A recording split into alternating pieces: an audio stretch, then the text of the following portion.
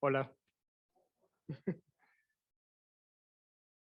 There is something that I say every time that I'm going to speak in public in English, and it's that in Spanish, I feel like Superman, but in English, I'm just Clark Kent. So please bear with me.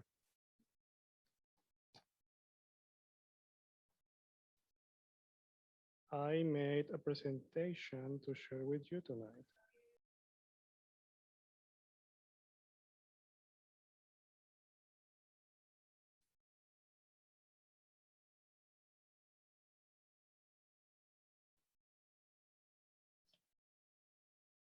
Okay, it's working. Well, good evening. My name is Daniel Arzola.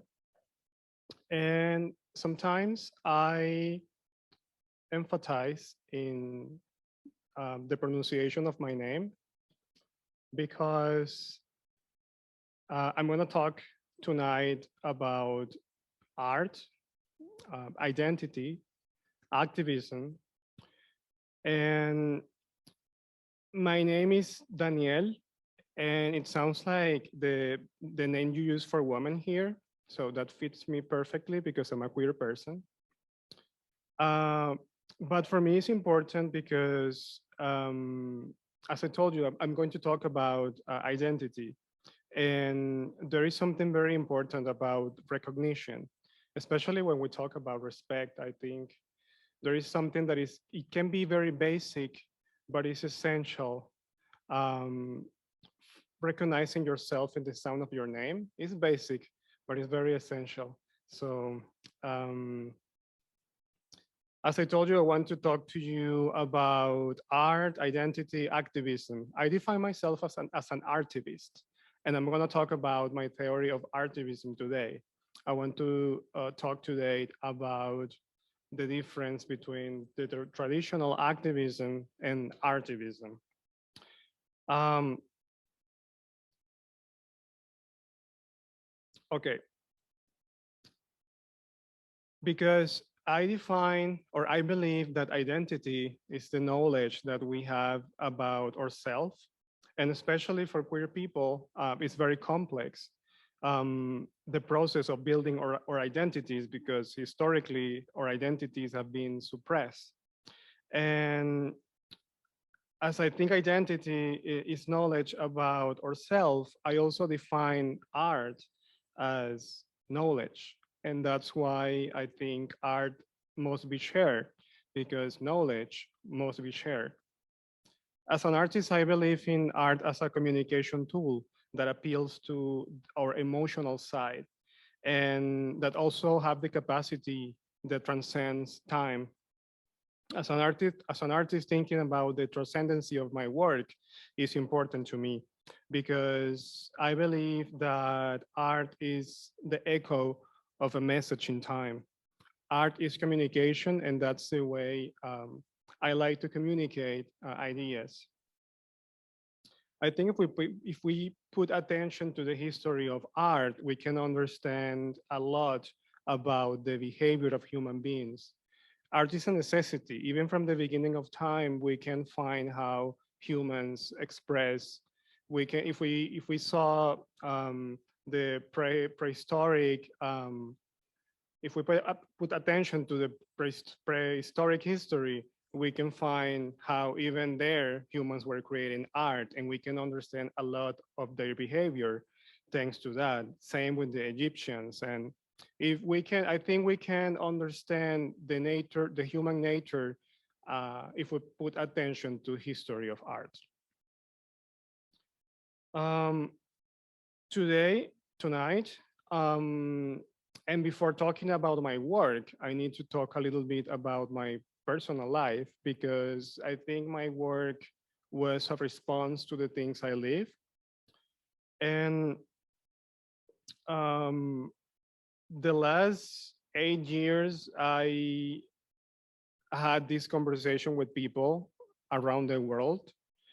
And the word artivism is something that people talk about that in the past, even during the last years of the 20th century. But I had the chance to talk about artivism because people used to define artivism just as art that have like an explicit social content. But for me, art is always social if we pay attention, as I told you before. When art have the capacity to translate or to tell the reality we're living, art is social. So I define artivism as the process of using or intervene the dynamics that art used to communicate. In other words, to create symbols that help us to recognize each other. I grew up in a place where my identity wasn't allowed, and people let me know that at a very early age because sometimes we learn how to run while they chase us. And I think that was my case. They let me know at a very early age that my existence wasn't allowed. So they trying to change that. But sometimes when we exist in realities where our identities are not allowed, the construction of the building of that identity is very different when you cannot find yourself in the culture, when you can find in books or in movies or in paintings people that is like you, your identity is a mystery. And some people can spend a lifetime trying to understand who they are if they don't have a mirror or a cultural mirror to look themselves. So I learned how to draw first than how to talk. And the walls of my house were proof of that. There was, yeah, my mom was super mad. Um, so I I think sometimes I had like a bad time trying to hide who I am. So that happens to me being a child. Maybe when I was 5 or 6, I was very open about my femininity, I guess, about my identity, I guess. So that brought me a lot of problems in Venezuela. Because growing up in Venezuela, even in this moment, for queer people being visible, you have to pay like a very high price. And sometimes that price you pay it with psychological violence or sometimes even with your life. Even in this moment in Venezuela, there are no any laws that recognize queer people. Um, just this year, um, more than 15 LGBT people were murdered, and even the typification of a hate crime doesn't exist in our country.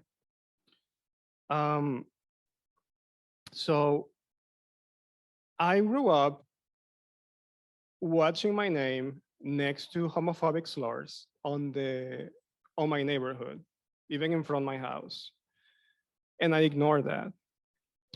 I grew up with some strangers throwing rocks to my windows and breaking our windows, and I ignored that.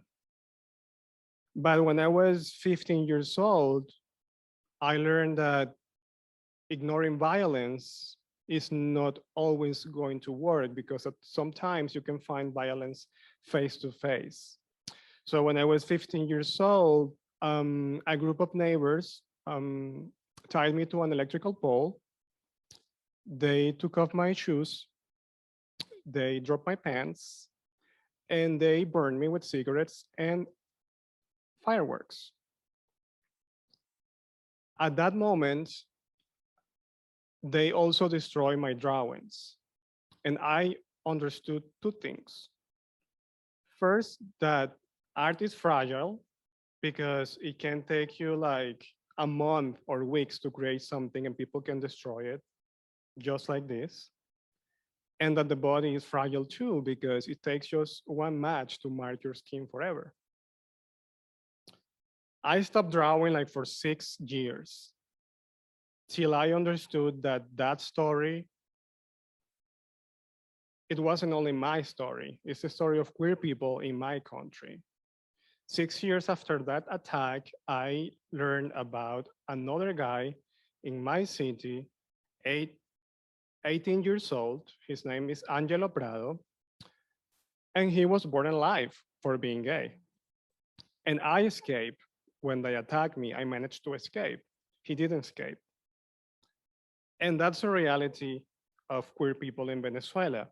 But during the last century, the only way that you can see queer people in the media is as jokes. They used to have on television a comedian wearing a dress saying like, oh, look, I want to be a woman. This is being gay.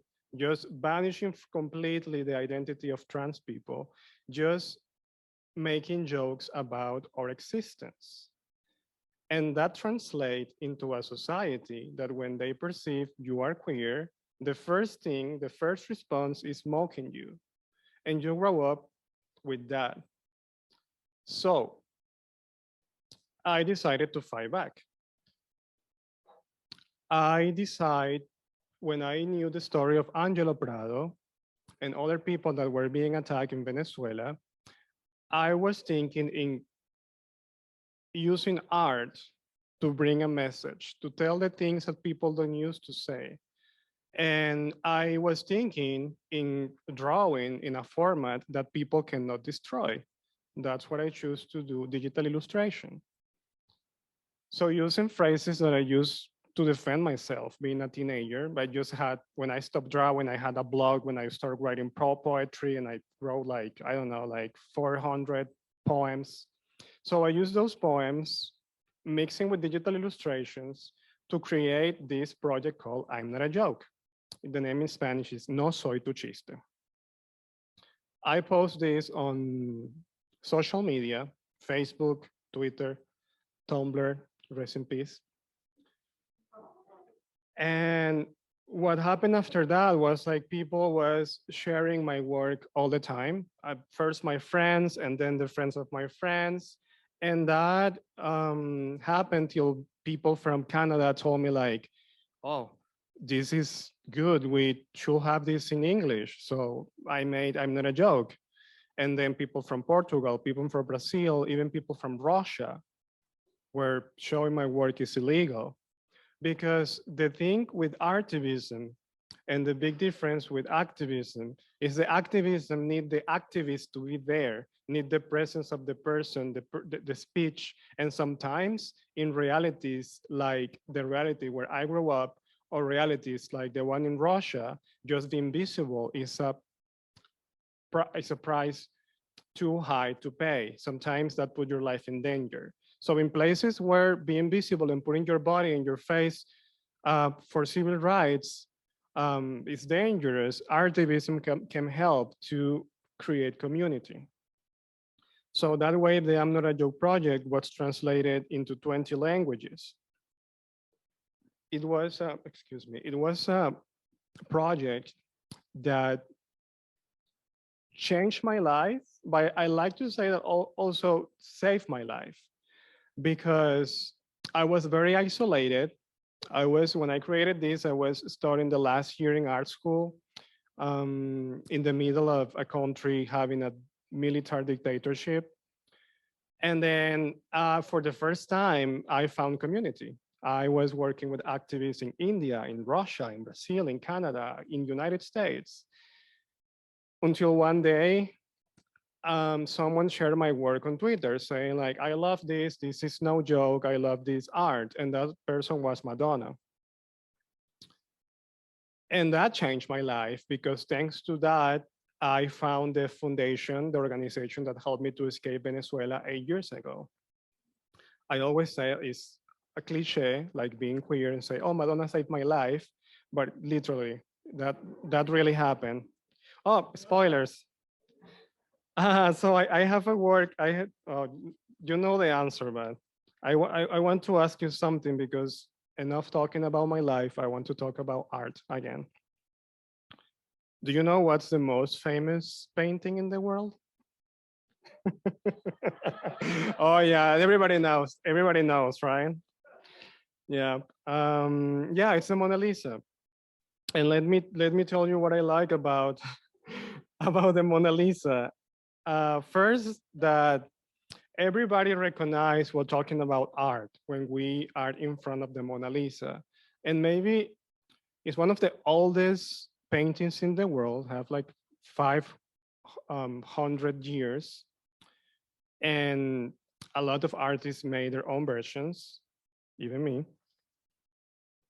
Um, but everybody recognized the Mona Lisa. And even if someone destroyed the Mona Lisa tonight, the idea and that we have about the Mona Lisa will stay because it's something that we share. Um, Everybody knows the Mona Lisa. So we cannot destroy the idea that we have about the Mona Lisa. And thinking about that, that was maybe the inspiration to start using art to share ideas. Because even if someone tried to destroy my work now, I can replace it because the work is digital. So it's indestructible and it's accessible because it can be here. And sometimes I have exhibitions in places that I cannot visit. So I call it artivism because it had the quality of the art to transcend and to appeal to your emotional side. It can help you to share an idea that sometimes can transcend the life of the artist because that's what makes art powerful. Art have the capacity of transcends. We can understand about a whole culture of even ages just putting attention to the artistic creation.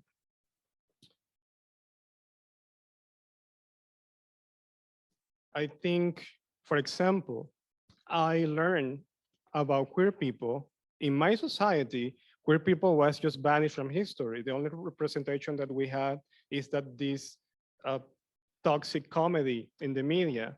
But I found the history of Virginia Woolf in Orlando. I found the existence of Federico Garcia Lorca and how he was facing the civil war in Spain through his poems, even the theater from Moliere. And we can these pieces of art are proof that people was facing this, that people was living this, as my work is a living proof of what people is facing in Venezuela.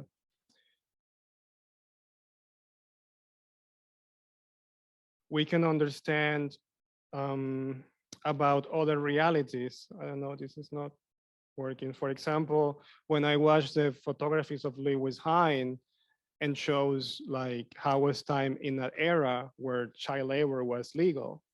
And sometimes art um, is very important in the formation of culture because we have that message that transcends time, that echo of a message in time. Um, so for me, it's very important to make art accessible because when art stays in the museums, I grew up, for example, in a place without museums, without galleries, without cinemas.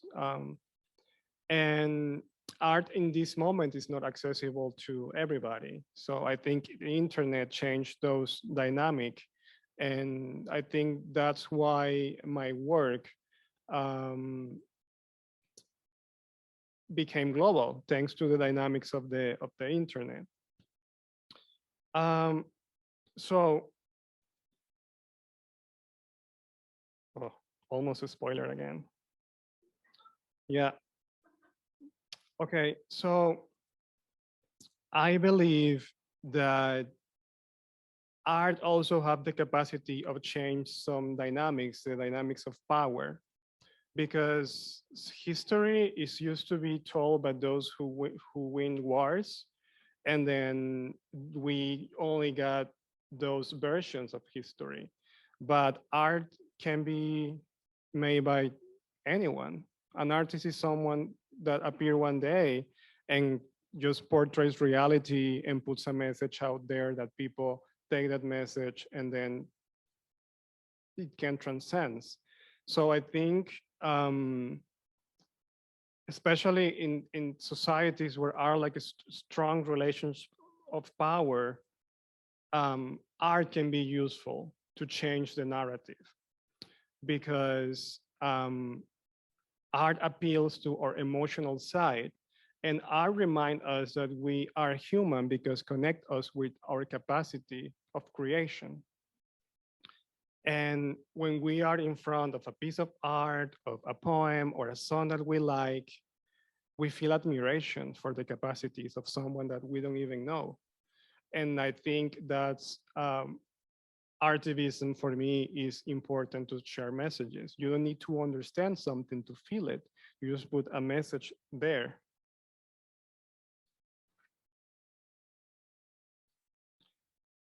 For me, um, art happens when we achieve a poetic sense in our creations, when that poetic experience is charged with something that uh, allow us to capture like a sensitive world. Art brings us together because art excites us. And art is social when it tells the realities that we face together. I want to share with you this illustration. It's very meaningful to me because it's not only my first permanent exhibition, um, but it's also the story of the queer civil rights in Argentina. And especially in Latin America, we don't have like enough reference about civil rights. And this was a piece that was commissioned to me in 2017. It's a permanent exhibition in the subway of Buenos Aires. If you ever visit Buenos Aires, just ask for the J subway station and people will take you there. Yes, this is we use meters in the metric system in Latin America. So I don't know uh, the size in the system that you use here, but it's a 14 meters mural in the subway of Buenos Aires. The line is line H, or just ask again for the gay subway. But just to give you an example, this isn't a public space where thousands of people can see the mural every day. And the mural used to, people try to vandalize the mural all the time. They try to destroy the brides that are kissing and things like that.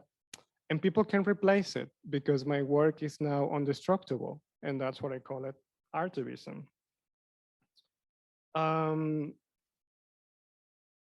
so in moments so difficult as the times that we are living, I just like to remember that we have the capacity to tell to the next generations the things that we are living and the things that we are surviving. Because as Jonathan Larson once said, the opposite of war isn't peace, it's creation. Thank you for listening to me. My name is Daniel Arzola, and I'm an artivist. Thanks.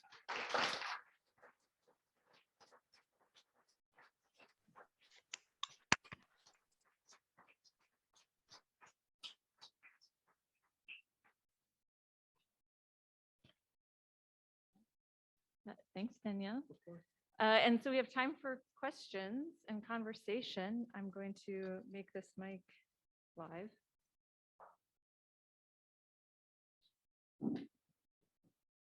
Here or in Zoom land. Don't be shy. Yes, Stephanie.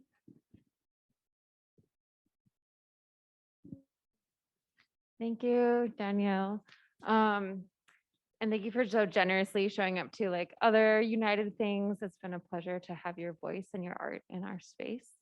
And I am looking forward to you returning, hopefully. Yes. The question I have, I'm just gonna pop this off. So I'm wondering, a big part of your story is finding a way for art to persist, even when folks try to destroy images and to silence the message that's coming through. And I think that's like something that's like really potent and beautiful about your art.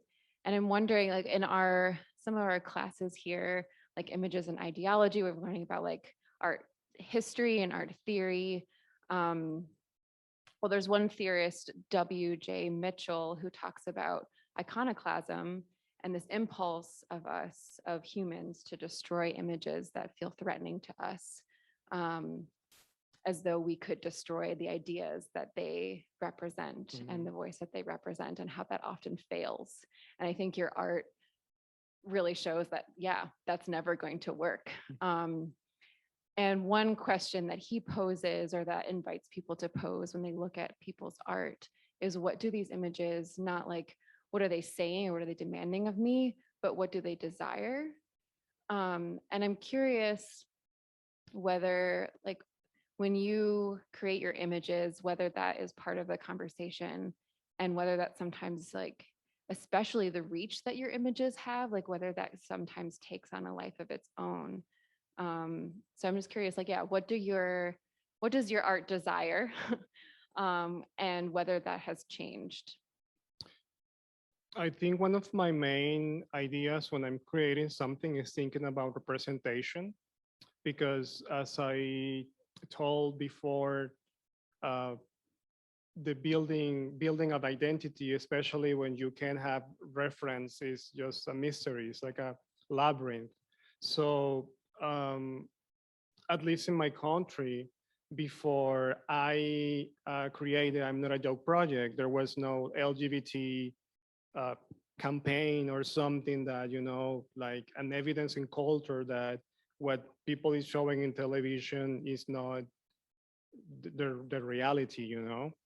So I think my main idea when I try to create something is like that piece can represent, that can also share or tell a sensitive story, to show like a sensitive and emotional side, because I I don't have I'm not against the stereotypes. I think that stereotypes sometimes exist, but why don't you show all the dimensions of the character?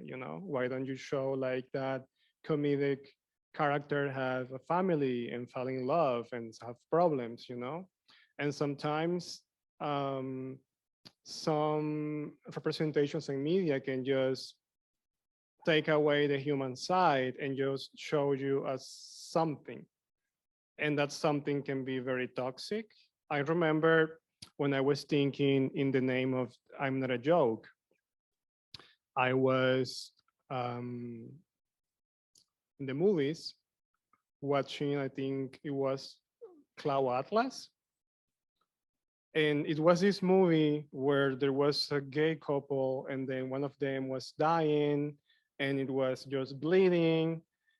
And I remember people just laughing because there were two guys and saying, "Oh, but two guys, and they're homosexuals," and they were just laughing. So all the human side of the history, all the pain, it wasn't valid because it's what society teach them. Like, it's something that is funny. So I think with my work, I try to represent another side, and that side is an idea, and you cannot imprison ideas. If you can try to destroy it, someone else can reproduce it. So thinking about that, I think that's one of my main goal as an artist. Thank you. Thank you.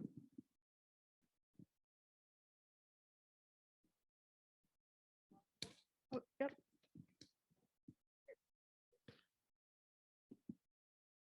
Danielle, it's so great to have you among us. Thank you. What has been the source of your courage that has sustained this long obedience in the same direction, to quote Nietzsche? Uh, what has been the source of this? I don't like to lose.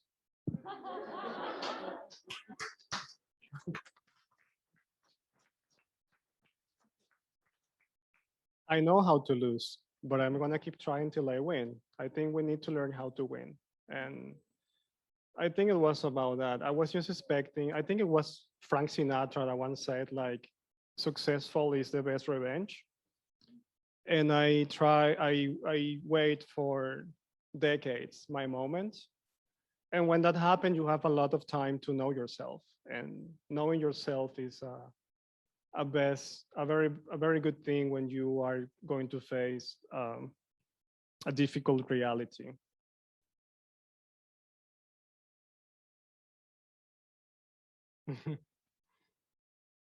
Jacob.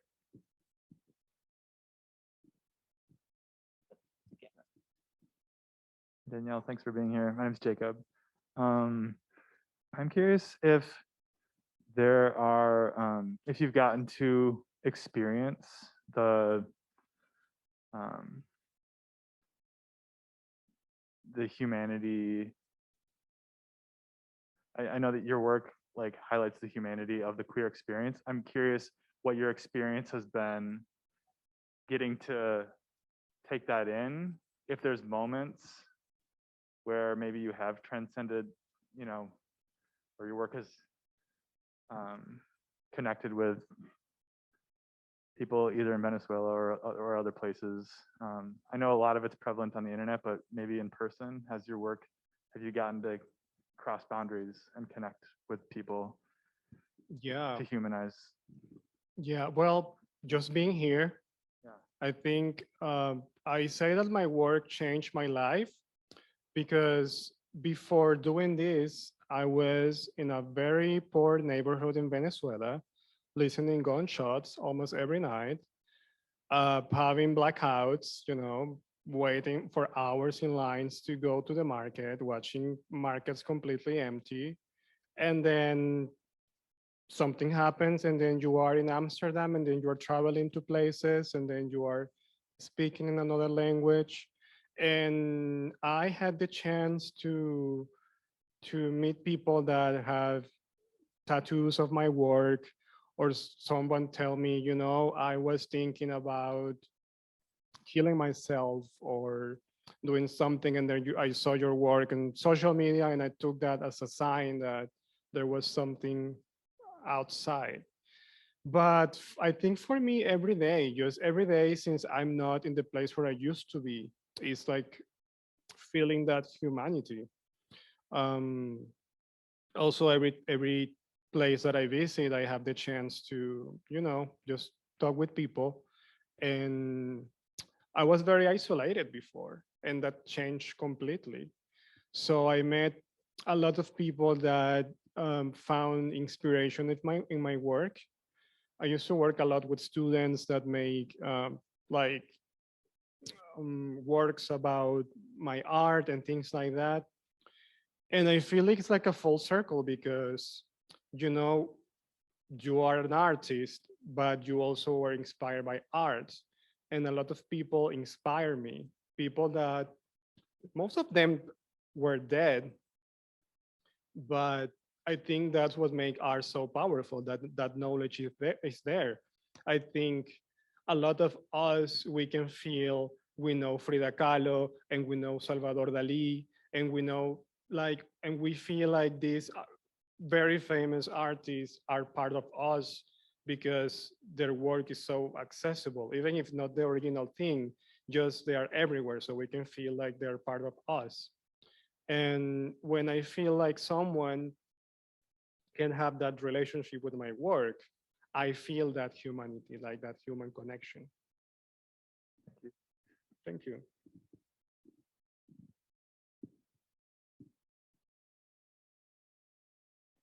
Any other? Oh, yeah, go ahead.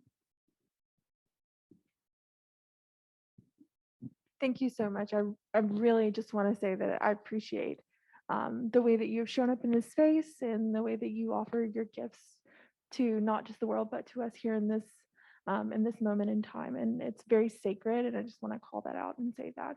And I wonder, towards the end of your your talk, you talked about legacy. And I want to know, I'm curious about the legacy that you hope to leave or to give. Um, in your life? Wow. Um, I think you just made me think about one character that I really love from I love manga and anime a lot. So there is a character called Chloe. He's a magician from this anime called Sakura Card Captors. And this is a magician that he's so powerful that he one day see his future and he knows everything about how he's gonna die, and he just feel like disappointed because there is no more emotion because he knows what is going to happen. And I think not knowing that for us, like not knowing what is going to happen with us, is something that, at least for me, makes me want to continue doing things and to continue transforming and sharing what I do and creating more stuff. I feel grateful that a lot of artists and big artists, they in life, they never had recognition. So being recognized for my work is already something that I leave as, as a legacy. Um, but I think what I want to do, what I'm trying to do, is just leave evidence of the things we're living. That someone in maybe 30 years or 50 years, I don't know, I hope democracy comes back to my country and Venezuela can, come back into the democratic conversation and the human rights. And people can say, well, 70 years ago, if maybe in 70 years in the future, someone see my works, can say, oh, people was living this, people was facing this. And I think that's the role that artists, at least the role that I want to play, just helping to construct that knowledge with my art.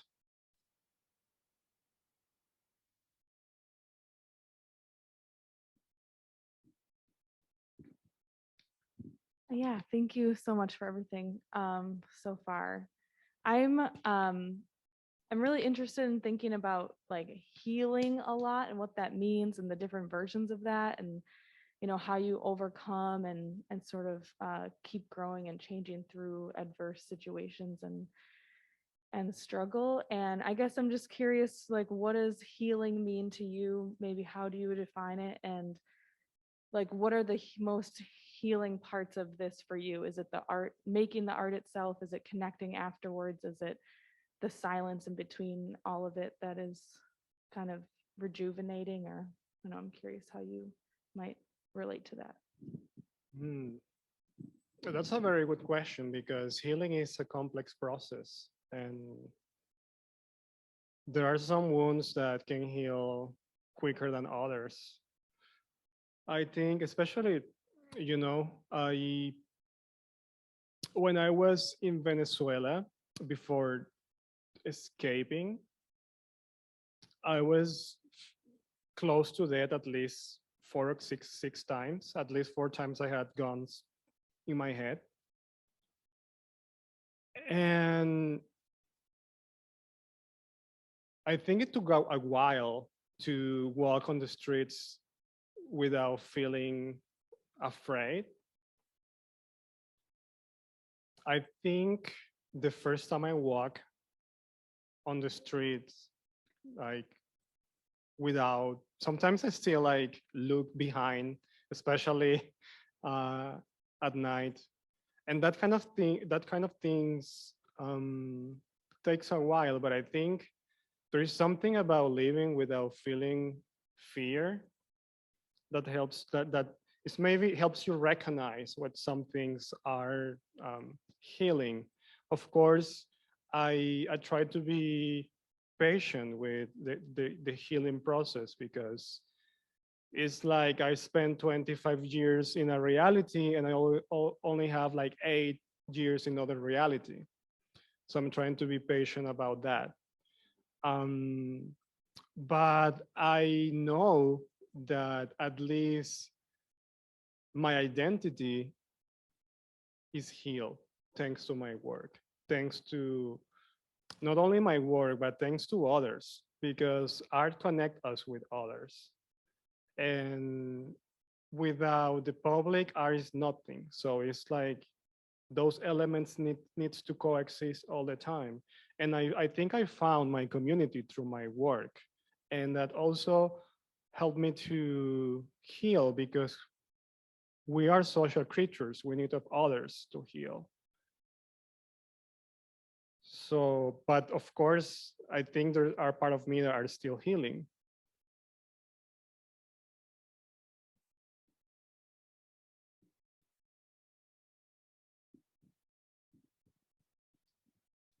Hi. So this is a question about a little bit of what it means to be here in this space and um, in an explicitly religious place and a place that is training religious leaders and also a place that has a large LGBTQ queer community, myself included. I'm an alum here, and a lot of mixed feelings about religion and mixed community, including people here who are training to be religious leaders, might have a very ambiguous or ambivalent relationship to certain religious communities or upbringing. And I'm curious if speaking particularly in a religious context, what does that mean? What does it mean, artivism, in this kind of faith place, in a place that is wrestling with uh, how LGBTQ people have been treated and often mistreated in a religious space. So what does your work mean here? Well, in Latin America, people use religion a lot against LGBT people, and spaces like this doesn't exist there. So when Jennifer made me the invitation to come, I really wanted to come because I believe that spirituality is an individual experience that we share with others. And then through that sharing process, we can build something together. So I believe in people wanting to use their belief to do good. I mean, my mom is someone religious, but she doesn't believe in church. My dad is a Mormon, and that's a different story. But in Latin America, choices. In in Latin America, people use religion as a weapon, and I always knew that that was BS, because if you are a spiritual, you should use your spirituality to connect with others. And I think when we pay attention to what spirituality means, it's supposed to be to connect with compassion and like with a sensitive side, not with a like with a evil side. And a lot of people use their religion just to as as a maze to judge others all the time. But I told this Jennifer before. I remember when I left Venezuela, it was thanks to a Dutch organization that select 8 activists around the world. And I was the person from Latin America. And I met there my friend Claire, that she's from Uganda. And I remember when Claire went to a church in Amsterdam, and it was a church with an LGBT flag. And I remember her crying because it was the first time in her life that she was entering into a space where she could believe in God and don't being considered a demon, because people in Uganda believe she was a demon because she's a lesbian woman.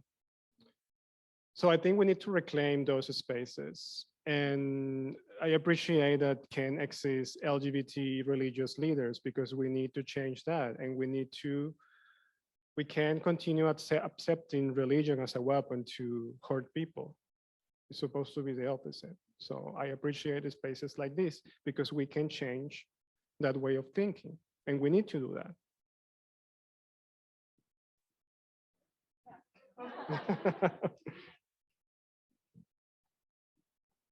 Yeah. Sure. Hi.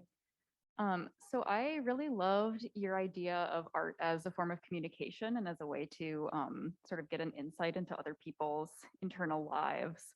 And I also loved what you said about how looking at somebody else's art and something beautiful that someone else has created can remind you of your own capacity for creation.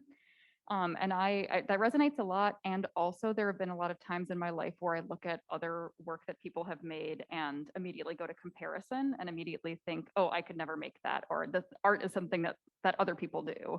And I've been working on getting over that in myself. So I'm wondering if you've ever experienced that, and if so, what are some of the ways that you've maybe shifted your mindset to being able to like see your own capacity for creation when looking at other art? Completely. Yeah. I think this is something that we humans do all the time, comparing ourselves with others. And yeah, a lot. I remember, especially growing up, you will always know someone that can do things better than you, but always will know someone that can do worse than you. So it's like a stare. If you look, oh, I'm very bad with these words in English, but um, you will always find a people like with that relation. And I think as an artist, what I recommend to avoid those voices is thinking in the style, because the style is unique. It's like that essence of the artist. You don't need to be the best drawing. You don't need to be the best singer. You only need to know how to communicate. You only need to have something to say and find a way to say it. Because there are a lot of people that they don't have like the most, potent voice, or they cannot draw like hyper realistic, but they find a way to communicate. They find a way to transmit what they want to transmit. And I think that's important, especially if we put attention to history of art, when we look the work of Kandinsky, for example, or the work of Pollock. There are so many ways, there are so many yeah, ways to do things. It's not only one. So I think it's always important trying to find your voice. And I think the style is the voice of the artist, finding your way to do your things. Thank you. Thanks. Hi. Oh, yep, go ahead. Hi, good evening. I was listening about what Daniel is going through about discrimination and the mistreating that he received when he was young, and I went through something similar, and I just want to know how he do to deal with that, especially when he works with the social media. For example, that people is criticizing or commenting negative things about his art or his preferences or the topic that he was working, which is activism in the LGBT community, is something that I am working to since last year for a sculptor class. I am studying visual arts. Yeah, it happens a lot, especially, it happens a lot to me, especially putting I'm Not a Joke, the No Soy Tu Chiste page on Facebook. I remember there was a moment when I had to deactivate the comments, and because sometimes it happens that like a hate group just find your page, and I remember just receiving like death threats and things like that, and a lot of hate. Um, But first, I think what happened with social media is that there are not uh, responsibilities. So a lot of people just can hide. And when people is hiding, they feel like more powerful to attack. But that speaks a lot about of cowardice. And I appreciate some social media that are allowing now to don't let people to comment on some things, or just your followers can comment. I I always recommend that if you can activate those options, do it, because um, we are living times where people can sometimes just see like two teams fighting each other, and that's always dangerous when we forget that we are more that like the world is not binary. As a non-binary person, that is something that for me is very clear. But sometimes people get stuck in that conversation, and you can receive a lot of hate because they just put you in a category where you are the enemy and they need to mock you. So for your mental health, I recommend, like, if you can change the configuration of your social media and try to transform that into a safe space, do it. And um, people with that kind of opinions, they are going to be always there. What is important is to find the people that is going to appreciate what you are doing, because the other people, no matter what you do, they are going to have, they're not going to change that, because prejudice is a dogma, and dogmatic people don't change when they see the evidence. So we need to stay away from people that can change when you show evidence of the reality. And yeah, just don't measure the quality of your work based on what people think. Just try to focus on what you think and ask yourself if what you did is what you really wanted to do. Okay, thank you. And another question. How did you, what kind of techniques you used to work on this art? First you made like a sketch and then work it digitally or only by computer? It depends always on the artwork. Like sometimes I have the idea of what I want to do, and it can take me a couple of hours because everything is already in my mind. But sometimes it can take weeks because I'm not sure about what I want to say. Of course, in those process where you can take more time, sketching is very good. But my medium is digital illustration. I illustrate in Photoshop, and it's always depend on the artwork. I think the most important thing is the idea, like knowing what exactly what I want to say, because otherwise, creation is always a conflict between the artist and a blank space that is going to change only if you change things. So that's a conflict that the artists have to fight every time you're going to create something new.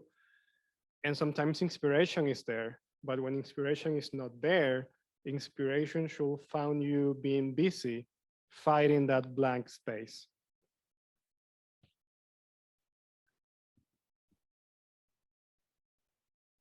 Thank you. Thank you for those great questions too. We maybe have time for one more question. I don't know if there is any other Zoomers out there who have any other questions. And you can put in the chat or unmute. Okay, anybody else here in the room? Last call for questions and comments. Otherwise, you can join me in thanking Danielle for this wonderful presentation.